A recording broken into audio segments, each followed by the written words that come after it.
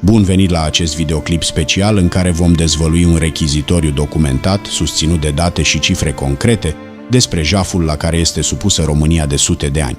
Vom explora cifre cutremurătoare și vom dezvălui impactul asupra țării.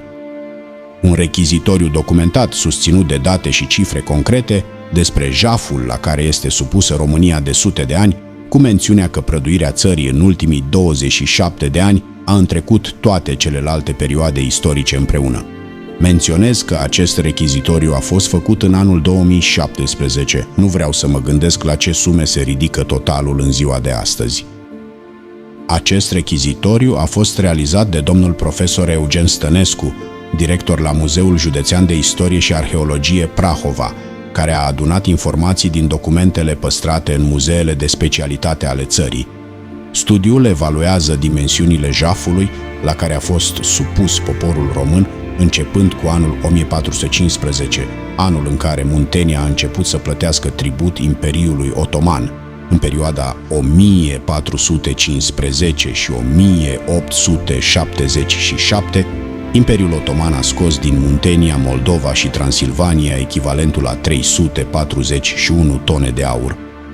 În perioada 1678 și 1918, Imperiul Habsburgic a scos din Oltenia, Banat, Transilvania și Bucovina echivalentul la 876 tone de aur.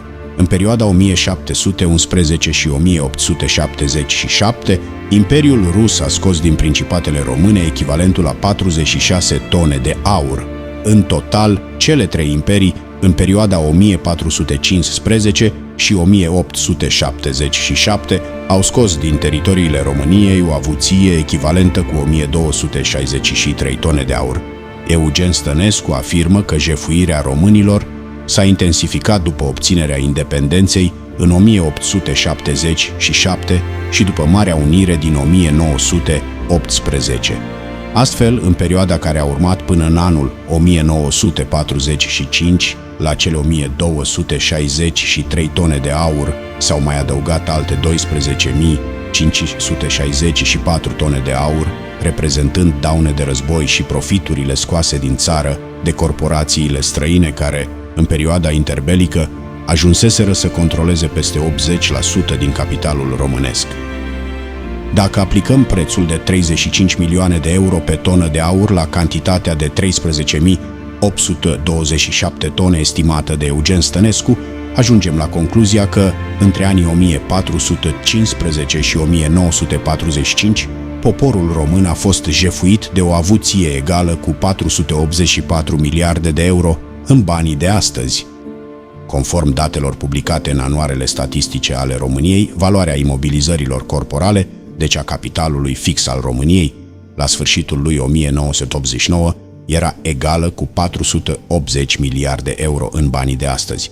Asta înseamnă că între anii 1945 și 1989, poporul român reușise să acumuleze un capital egal cu avuția de care fusese deposedat de străini în cele 5 secole anterioare.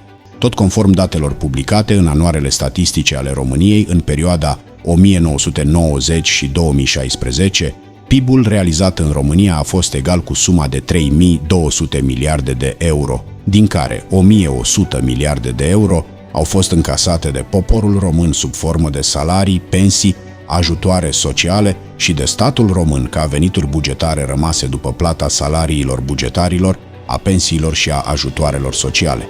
Restul de 2100 miliarde de euro au intrat, sub formă de profituri, în buzunarele și conturile celor care au devenit proprietari ai capitalului românesc după anul 1989. Din cele 2100 miliarde de euro, trebuie să scădem 200 de miliarde, care reprezintă veniturile mixte realizate de cei 2 milioane de mici întreprinzători români. Mai rămân 1900 miliarde de euro, care reprezintă profiturile încasate de marile corporații străine și autohtone, cele create prin mega-hoțiile numite privatizări și retrocedări. Conform datelor publicate de către Ministerul Finanțelor Publice referitoare la execuția bugetară, în ultimii 27 de ani, numai 20% din cele 1900 miliarde de euro profituri au fost declarate și impozitate, ceea ce înseamnă că, în această perioadă, valoarea profiturilor nedeclarate și neimpozitate se ridică la peste 1500 miliarde de euro. Conform comunicatului numărul 102 din 2015 al Institutului Național de Statistică al României, 88% din capitalul utilizat în România este controlat de corporațiile străine, restul de 12% fiind controlat de cele autohtone. Dacă aplicăm cele 88% la cele 1500 miliarde de euro profituri nedeclarate și neimpozitate, aflăm că partea care a revenit străinilor corporațiilor transnaționale este de 1320 miliarde de euro. Aplicăm prețul de 35 milioane de euro pentru tona de aur și aflăm astfel că avuția pe care a scos-o din România Imperiul Transnațional în ultimii 27 de ani este de 46.000 tone aur, pe care o putem compara cu cantitățile de aur scoase din România până în 1945 de către străini. Deci, în ultimii 27 de ani, Imperiul Transnațional a scos din România o avuție de 3,3 ori mai mare decât au scos toate imperiile în 530 de ani. În ultimii 27 de ani, Imperiul Transnațional a scos din România o avuție de 135 ori mai mare decât a scos Imperiul Otoman în 460 de ani. În ultimii 27 de ani, Imperiul Transnațional a scos din România o avuție de 53 ori mai mare decât a scos Imperiul Habsburgic în 240 de ani.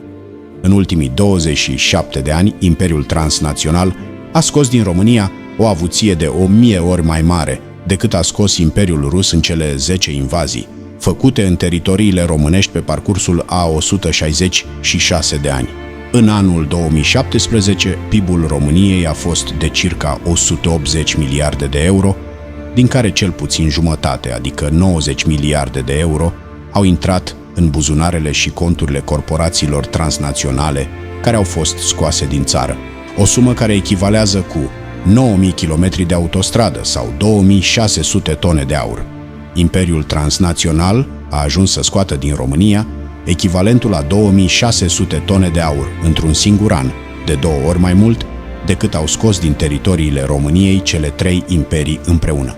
Acesta este rezultatul erorii strategice făcute de guvernanții României în vara anului 1990, când au respins varianta Cojocaru și au adoptat varianta Brucan, legea 15 din 1990, prin care au deposedat poporul român de capitalul acumulat până în anul 1989.